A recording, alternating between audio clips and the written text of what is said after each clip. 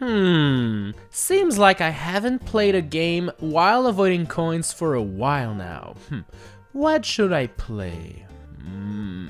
Nah. Sometimes I just wish there was a game that was like newer than this one.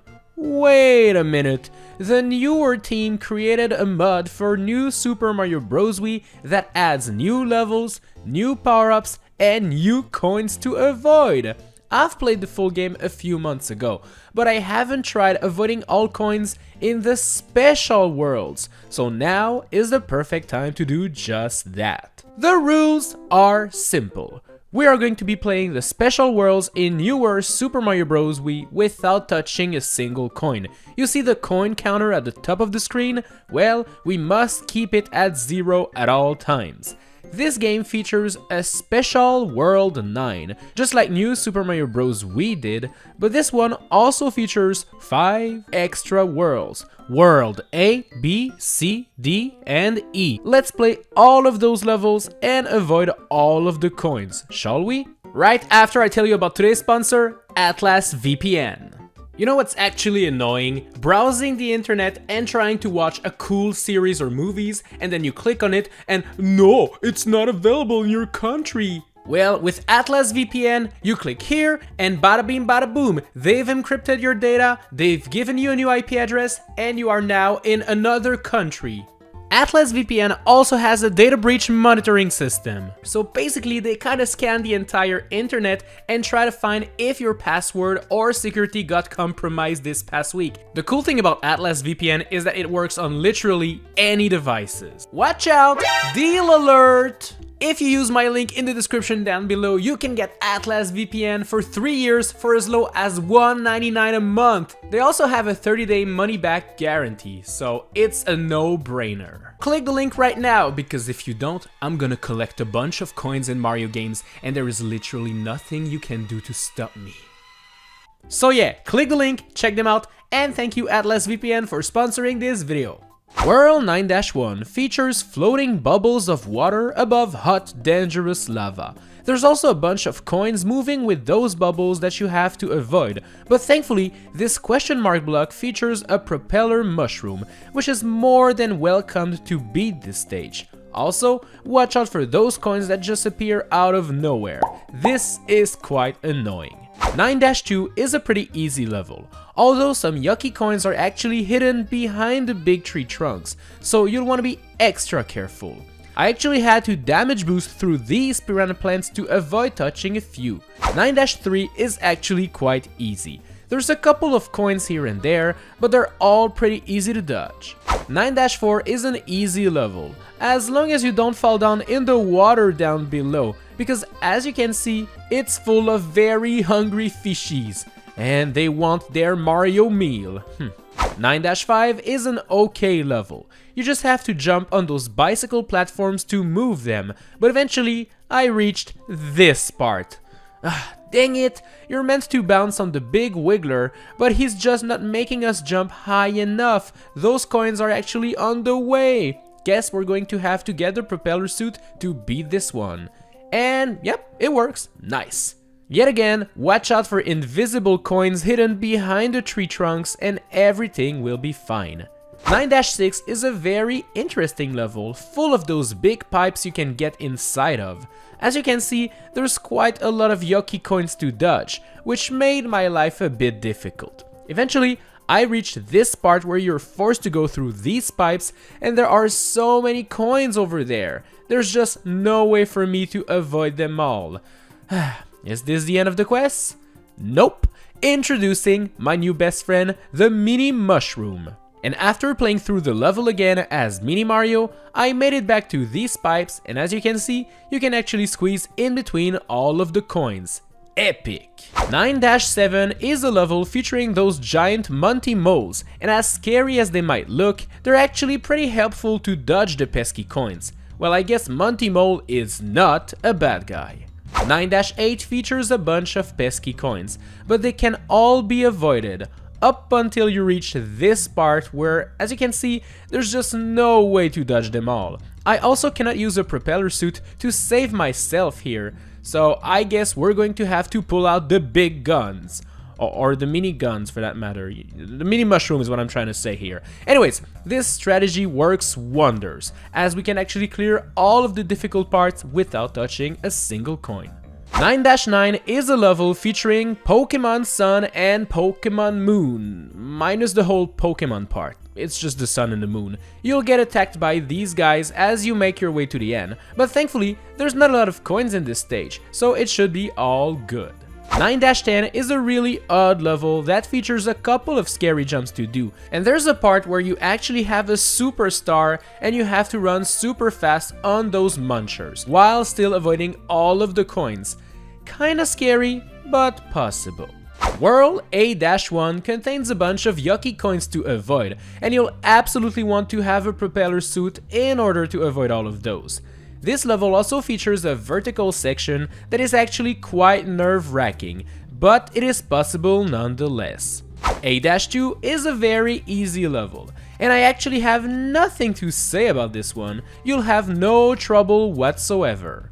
A-3 features those spiky fruits that fall down from the trees. You have to avoid touching them, and then once they touch the ground, you'll also have to avoid the yucky coin they leave behind after exploding. This is kind of annoying, but it is possible. A-Castle is actually not that difficult, because this castle allows you to just get on top of it and dodge most of the obstacles. So yeah, it's pretty easy. World B-1 introduces the ginormous Goomba, and this one is a big boy. The dude is so big that if you don't jump and his feet touch the ground, you'll be stunned for a second there. In fact, this Goomba is so heavy that he actually makes the level change shape. Look, those platforms are actually beautiful, and bada bing bada boom, they just crashed because of how heavy this Goomba is.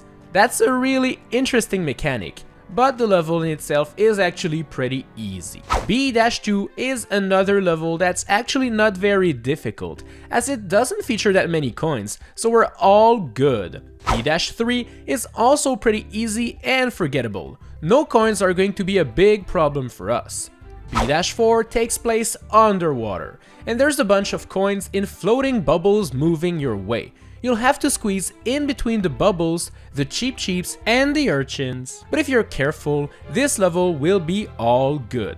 B-Castle will force you to get a propeller suit or a mini mushroom to make this jump above the big thwomp and those yucky coins. Thankfully, once you clear the gap, the rest of the level is actually pretty straightforward and won't be too difficult. World C-1 features a bunch of flying jumbo rays, and you'll have to use them to avoid all of the yucky coins. Make sure you have a propeller suit for this one, because the rays are often just flying directly into the coins itself, so they're not actually helpful in this quest to dodge the coins. C-2 does feature a bunch of scary parts featuring a lot of coins, including this one where you have to squeeze in between the coins and the evil dark clouds that deal damage if you touch them. Just avoid all of the hazards and you'll be all good. C-3 is a really scary level, because this one is all about trying to blind you with these clouds so you don't know where to go. But the thing is, behind these clouds, well, there's a bunch of evil coins that are hiding, ready to be collected. Keep flying using the propeller suit to get rid of the clouds, and things should be all good. Thankfully, C-4 is way easier, and it features those buzzy beetles that are facing the camera. Look at their faces, look how cute these guys are, I love them! Besides amazing and funny looking enemies, well, this level doesn't feature that many coins, so beating it will not be too difficult. C-Castle is also quite easy if you keep your trusty propeller suit. There's a couple coins here and there, but if you're being extra careful while flying around, well, you should be able to make it to the top without collecting a single one. World D-1 isn't too difficult at first. You have some coins to avoid, but it's all good. Eventually though, you'll reach this part with the coins and the green pipes. And no matter how many times I tried this jump over there, well, I always ended up collecting a coin. Sometimes it was the coin on the left, and sometimes the one on the right. Guess Mario is too chubby to fit in between those coins. It's time for a mini mushroom, And as you can probably guess, well, the mini mushroom solves all of our problems yet again. This power-up is actually pretty strong in coinless runs, let's be real. D-2 features a bunch of big wigglers you can bounce on, and yet again, eventually you'll reach a part where you're too big to fit and dodge all of the pesky coins, meaning you'll once again have to rely on the power of the mini mushroom. Thankfully, once that part is cleared, the rest is quite easy.